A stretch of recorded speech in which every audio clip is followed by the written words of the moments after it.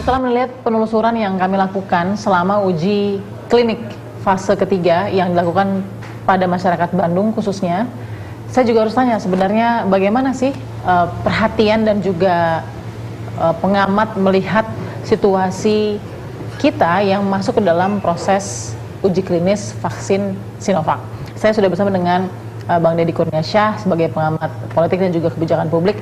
Apa kabar Bang Deddy? Baik sekali. Kita masih social distancing ya. Oke. Jadi dan physical distancing, jadi tidak pakai masker tapi tetap berjauhan agar ini aman, kita ikuti protokol kesehatan. Nah, mungkin Bang Deddy dalam kesempatan ini 1.620, itu bukan orang jumlah manusia yang sedikit. Betul. Dan yang terpilih adalah warga Bandung. Kita di Bandung melihat antusiasmenya luar biasa. Bahasanya adalah saya hanya ingin menolong agar pandemi ini selesai. Seakan-akan menjadi relawan adalah salah satu tujuan mereka, karena mereka nggak punya cara lain untuk membantu memberikan solusi ya buat bangsa ini selain menjadi relawan. Anda melihatnya gimana di situ?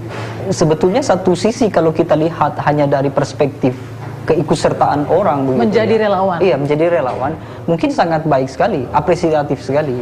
Artinya ada itikat heroism lah menurut saya. Tetapi yang jadi persoalan adalah ini kan agenda pemerintah.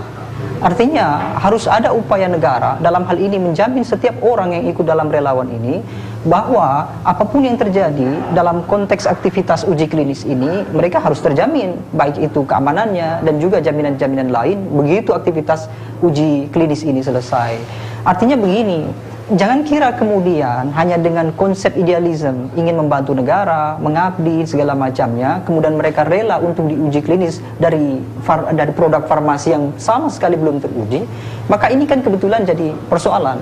Kalau kemudian produk ini adalah produk murni dari negara kita, maka tidak jadi persoalan. Tapi ini kan adalah produk di mana negara kita harus membeli dari negara lain. Semestinya sebelum adanya pembelian itu kan semestinya sudah ada uji klinis terlebih dahulu di negara produsen. Saya kira kalau orang kemudian diajak untuk melakukan relawan, bahkan kita terakhir juga dengar ada Ketua Satgas Pak Dodi Monardo, kemudian Gubernur Jawa Barat juga ikut serta. Ini bukan persoalan mereka ikut serta dalam relawan, tapi ini persoalan apakah negara kemudian sudah berupaya menghadirkan keselamatan bagi warga negaranya, termasuk menghadirkan vaksin ini tanpa harus membebani warga negara untuk jadi uji klinis, subjek percobaan dan segala macamnya. Karena ini kan tentu akan riskan sekali. Satu sisi kalau berhasil, ini menandakan bahwa sebetulnya yang paling giat untuk beraktivitas adalah warga negara, dalam hal ini adalah relawan.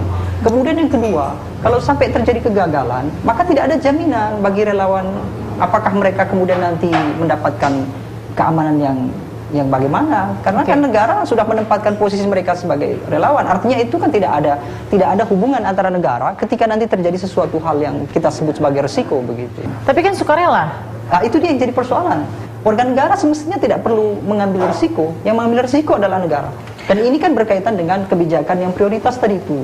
Apakah negara mau memprioritaskan penyelesaian pandemi atau negara mau memprioritaskan persoalan peningkatan ekonomi, menghindari krisis ekonomi dan lain-lainnya. Meskipun beberapa pemimpin daerah juga ikut jadi relawan atau petinggi atau pemimpin ikut jadi relawan? Ya, kalau itu saya kira kasualistik. Pejabat publik yang ikut menjadi relawan itu punya dua nilai dasar. Satu, menampakkan upaya mereka bahwa uji klinis ini tidak jadi persoalan. Yang kedua saya kira ini akan dikonversi menjadi reputasi politik mereka. Apalagi kepala daerah kan, siapa yang tidak ingin namanya mengemuka sebagai heroisme begitu ya, memiliki sikap yang sangat luar biasa, ikut bersama-sama warga negara untuk uji klinis ini, kira-kira begitu.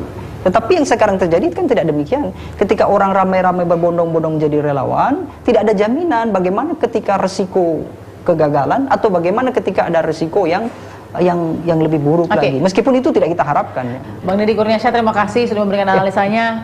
Sama-sama. Kita masih lihat bagaimana pro kontra atau polemik soal vaksin, soal relawan. Tapi paling tidak apresiasi tentunya bagi para relawan ya, yang sudah mau menyumbangkan kontribusinya untuk penelitian ini agar mungkin saja bisa jadi bagian dari solusi besar yang diharapkan bangsa ini. Terima kasih Bang Deddy. Menjadi solusi untuk pandemi ini, menjadi pahlawan di negeri sendiri. Itulah suara relawan yang tim Fakta dengar dan rasakan. Nasionalisme yang juga demi kemanusiaan. Namun di balik kerelaan para relawan, kritik pun ditujukan pada pemerintah yang dinilai semestinya mampu melindungi dan menjauhi rakyatnya dari resiko apapun, termasuk resiko sebuah penelitian. Pandemi membuat kita berkaca betapa vitalnya sebuah penelitian yang matang. Saat ini kita masih bertumpu pada vaksin negara-negara asing guna mempercepat penanganan penyelesaian virus COVID-19 yang menjadi pandemi selama berbulan-bulan. Namun, dukungan yang sama besarnya juga harus disuntikan kepada upaya-upaya di dalam negeri, seperti vaksin merah putih dan juga obat-obat penawar yang dilakukan oleh peneliti dan akademisi di Ibu Pertiwi. Saksikan terus Fakta setiap hari Senin pukul 21 waktu Indonesia Barat bersama saya, Balkis Manisang.